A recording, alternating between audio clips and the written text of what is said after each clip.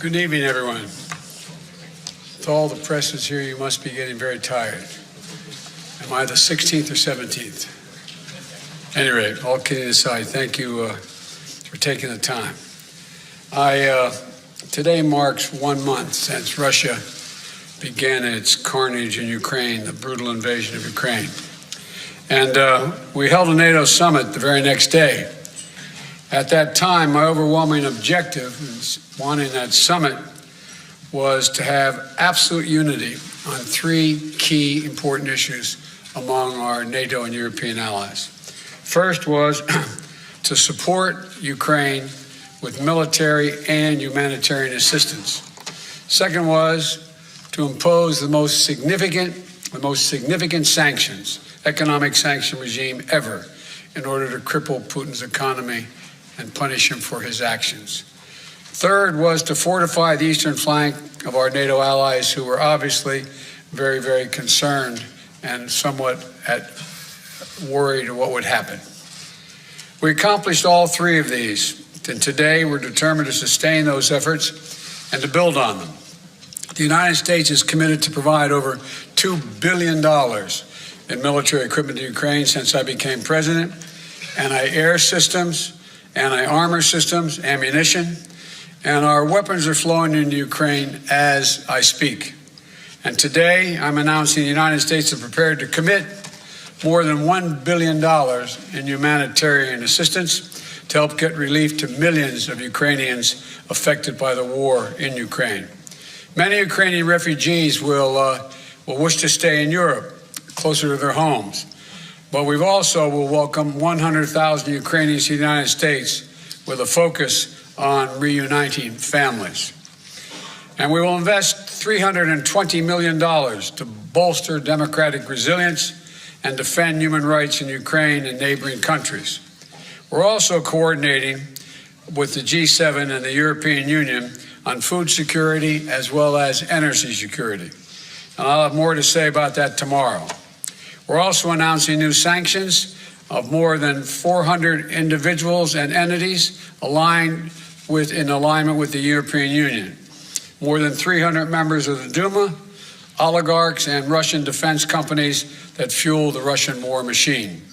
In addition to the 100,000 U.S. forces now stationed in Europe to defend NATO territory, NATO established, as you already know, 4 new battle groups in Romania, Hungary, Bulgaria, and Slovakia to reinforce the Eastern Front.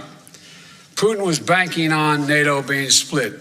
My early conversation with him in December and early January, it was clear to me he didn't think we could sustain this cohesion. NATO has never been more united than it is today. Putin is getting exactly the opposite what he intended to have as a consequence of going into Ukraine. We've built that same unity with the European Union and with the leading democracies of the G7, in the G7. So I want to thank you, and I'll be now happy to take your questions. Since there's so many people out there, been given a list. Now, how about Chris of the Associated Press? First question. Hi, thank you, Mr. President. So you've warned about the real threat of chemical weapons being used. Have you gathered specific intelligence that suggests that President Putin is deploying these weapons, moving them to position, or considering their use? And would the U.S. or NATO respond with military action if he did use chemical weapons? You know, on the first question, I can't answer that. I'm not going to give you intelligence data, number one. Number two, we would respond. We would respond if he uses it. The nature of the response would depend on the nature of the use. Josh of Bloomberg. Perhaps I'll just project, Mr. President.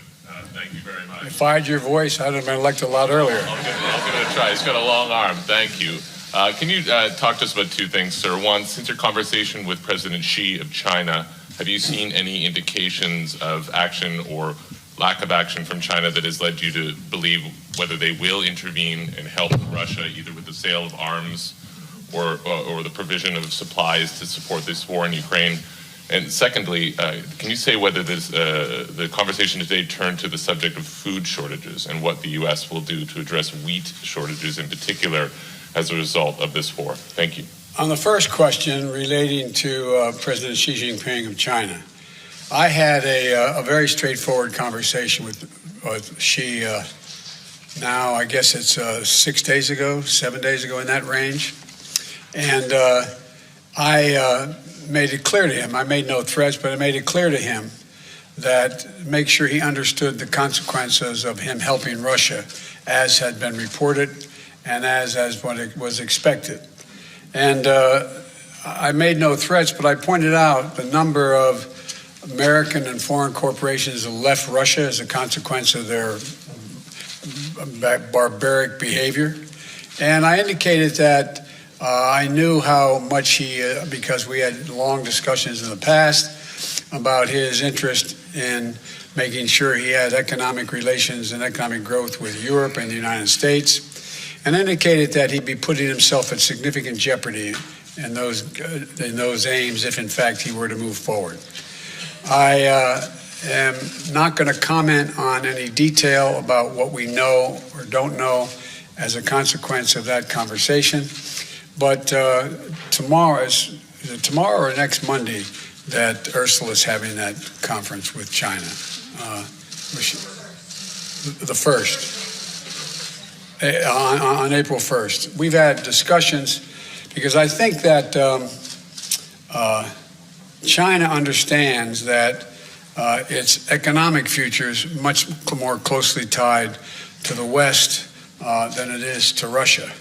And so I'm hopeful that he does not get engaged.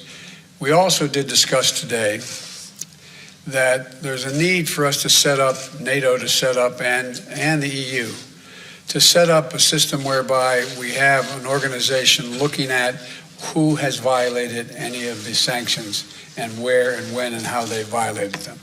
And that's something we're going to put in train. It's not done yet. So with regard to Xi, I have nothing more to report. With regard to food shortage, yes, we did talk about food shortages. And it's going to be real. The price of these sanctions is not just imposed upon Russia.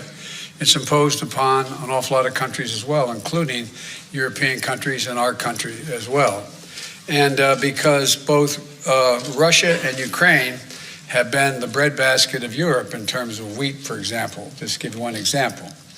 But we had a long discussion in the G7 with both the United States, which has a significant, the third largest producer of wheat in the world, as well as Canada, which is also a major producer. And we both talked about how we could increase and disseminate more rapidly food shortages. And in addition to that, we talked about urging all the European countries and everyone else to end trade restrictions on sending limitations on sending food abroad. And so we are in the process of working out with our European friends what it would take to help alleviate the concerns relative to food shortages. We also talked about a significant major U.S. investment, among others, in terms of providing for the need for humanitarian assistance, including food, as we move forward.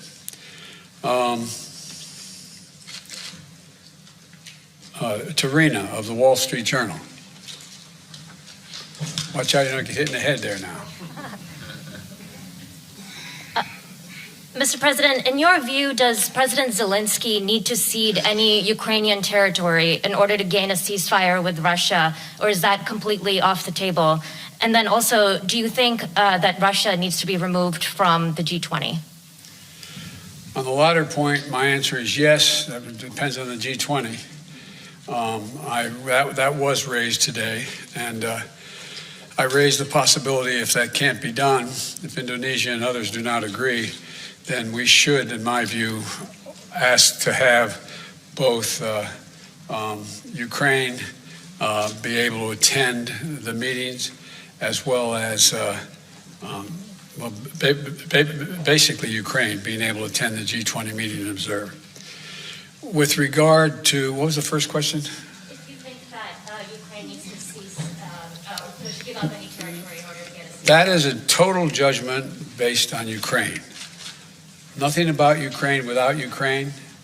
I don't believe that they're going to have to do that, but that's a judgment. There's negotiations that are discussions, I should say, that have taken place that I have not been part of, including the Ukrainians, and it's their judgment to make. Cecilia, ABC. There you are. Thank you. Sir, you've made it very clear in this conflict that you do not want to see World War III. But is it possible that in expressing that so early that you were too quick to rule out direct military intervention in this war? Could Putin have been emboldened knowing that you are not going to get involved directly in this conflict? No and no. You do not believe that. And to clarify on chemical weapons, if chemical weapons were used in Ukraine, would that trigger a military response from NATO? It would trigger a response in kind. Whether or not you're asking whether NATO would cross, we'd make that decision at the time. And my final question, because you're heading to Poland tomorrow, do you think that getting a firsthand look at the effects of this war on these millions of Ukrainians who have fled their country could change the way that you might respond? I don't think so, because I've been to many, many war zones. I've been in refugee camps. I've been in war zones for the last 15 years, and it's devastating. And but the thing you look at the most is you see these young children. You see children without parents that are in those camps or in refugees. You see women and husbands, men and women who are completely lost and have no nose. You see the look, that blank look on their face, that absolute feeling of, my God, where am I? What's going to happen to me?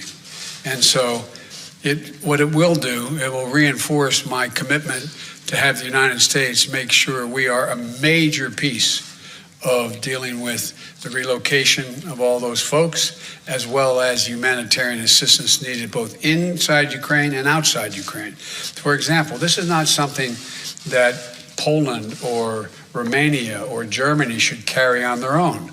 This is an international responsibility. The United States, as a leader, one of the leaders in the international community, has an obligation to be engaged and do all we can to ease the suffering and pain of innocent women and children and men, for that matter, throughout Ukraine, and those who have made it across the border. I plan on attempting to see those folks, as well as I hope I'm going to be able to see, I guess I'm not supposed to say where I'm going, am I? But anyway, I hope I get to see a lot of people.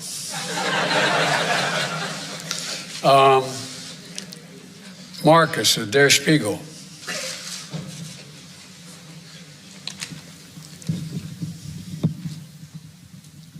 Thanks, Mr. President. There's a presidential election coming up in 2024, and as you know, there are yes, it's true. And there are widespread concerns in Europe that a figure like your predecessor, maybe even your predecessor himself, might get elected president again. So are there any steps, anything you are trying to do and NATO is trying to do here these days to prevent what you're trying to do becoming undone 2 years from now? Thank you. No, that's not how I think of this. I've been dealing with foreign policy for longer than anybody that's involved in this process right now. I have no concerns about the impact. I made a commitment when I ran this time. I wasn't going to run again. And I mean that sincerely. I had no intention of running for president again.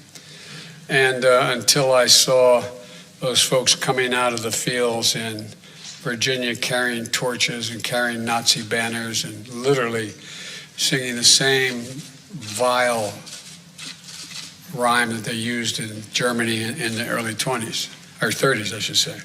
And then when the gentleman you mentioned was asked what he thought, and a young woman was killed, a protester, and he was asked what he thought, he said, "They're very good people on both sides." And that's when I decided I wasn't going to be quiet any longer. And when I ran this time, and I think the American press, whether they look at me favorably or unfavorably, acknowledge this, I made a determination Nothing is worth, no election is worth my not doing exactly what I think is the right thing. Not a joke.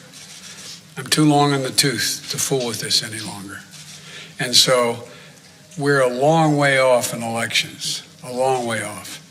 My focus, if any election, is on making sure that we retain the House and the United States Senate so that I have the room to continue to do the things that I've been able to do in terms of grow the economy and deal in a rational way with American foreign policy and lead the world, be the leader of the free world.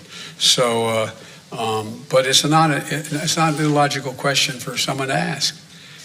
I say to people at home, imagine if we sat and watched the doors of the Bundestag broken down and police officers killed and hundreds of people storming in.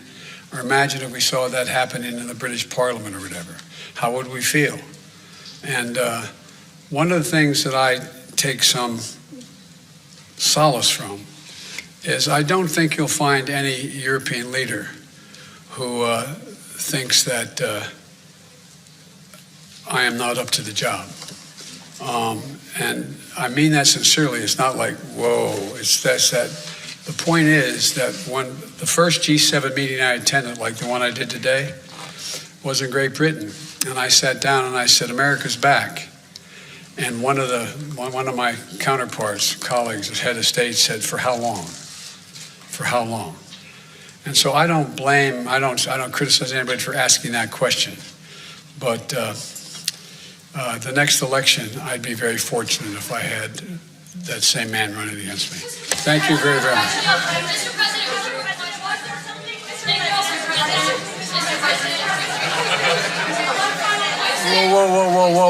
Whoa. No. Yeah, one final question, right. Hey, look, wait, hold on a second, please. I was supposed to be an hour ago at the European Union meeting and to speak. No, I'm thanking you. So someone I haven't called on before. You.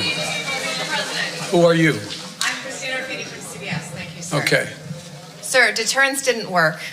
What makes you think Vladimir Putin will alter course based on the action you've taken today? Let's get something straight. You remember, if you covered me from the very beginning, I did not say that, in fact, the sanctions would deter him. Sanctions never deter. You keep talking about that. Sanctions never deter. The maintenance of sanctions, the increasing the pain, and the demonstration why I asked for this NATO meeting today is to be sure that after a month we will sustain what we're doing, not just next month, the following month, but for the remainder of this entire year. That's what will stop him. You believe the action today will have an impact on making Russia change course in Ukraine? That's not what I said. You're playing a game with me. I know. The answer is no.